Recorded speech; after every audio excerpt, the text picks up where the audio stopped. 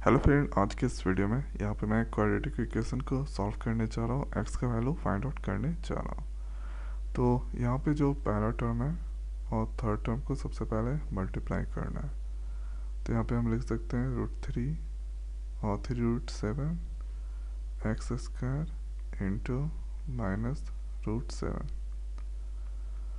तो यहाँ पे ये 3 हो गया, √7 इंटू √7 -7 और यहाँ पे एक्स स्क्वायर, उसके बाद 7 इंटू 3 -21 एक्स स्क्वायर। ये हो गया। अब यहाँ पे 4x को ले लेना है।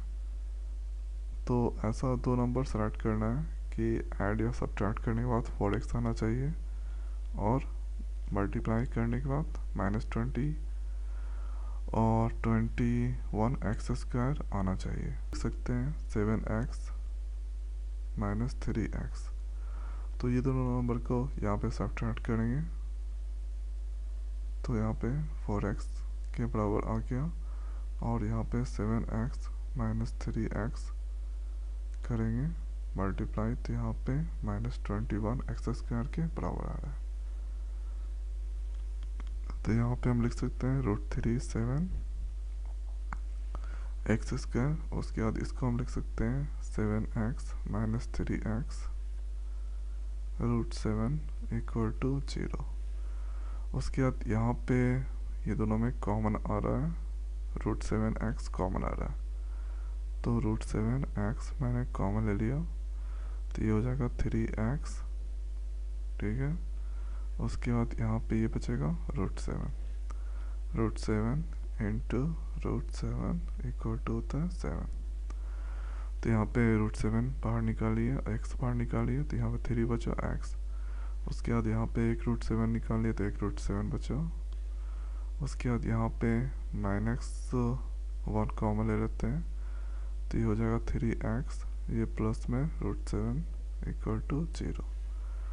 उसके बाद 3x √7 दोनों में कॉमन है तो यहाँ पे लिख सकते हैं √3x √7। उसके बाद √7x -1 = 0। अब इसका रिलेशनशिप एक बार 0 के साथ, इसका रिलेशनशिप एक बार 0 के साथ। तो चलिए यहाँ पे लिखते हैं 3x + √7 = 0 और √7x -1 = 0। तो 3x = लिख सकते हैं 0 माइनस √7, यहाँ पे लिख सकते हैं 3 इंटू एक्स, ये हो जाएगा -√7। तो ये मल्टीप्लाई में नीचे जाएगा तो ये डिवाइड में हो जाएगा, तो -√7/3 ये हो गया आंसर।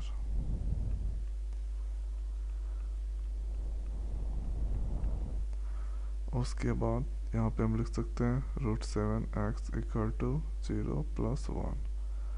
तो √7x 0 + 1 1, ये लिख सकते हैं √7 इंटू एक्स = 1। ये मल्टीप्लाई में है तो ये डिवाइड में चल जाएगा √7, ये आंसर।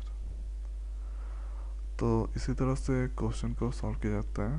पहले टर्म को लास्ट टर्म से मल्टीप्लाई करना है।